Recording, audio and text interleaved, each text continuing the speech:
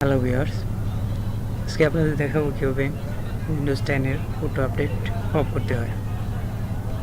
সেজন্য আপনাকে প্রথমে যেতে হবে দিস কম্পিউটার, দিস পিসি বা মাই কম্পিউটার, তারপর রাইট বাটন ক্লিক, ম্যানেজ,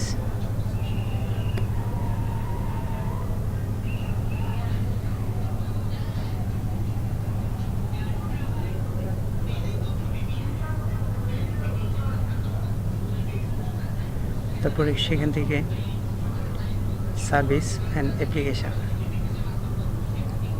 তারপর সার্ভিস,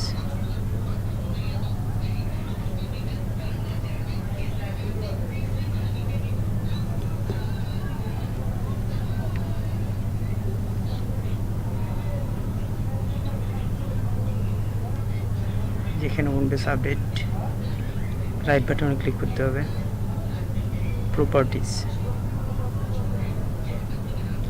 স্টার্টআপ টাইপ এটা চেঞ্জ করে এখানে ডিসেবল দিয়ে দিতে হবে, তারপর অ্যাপ্লাই,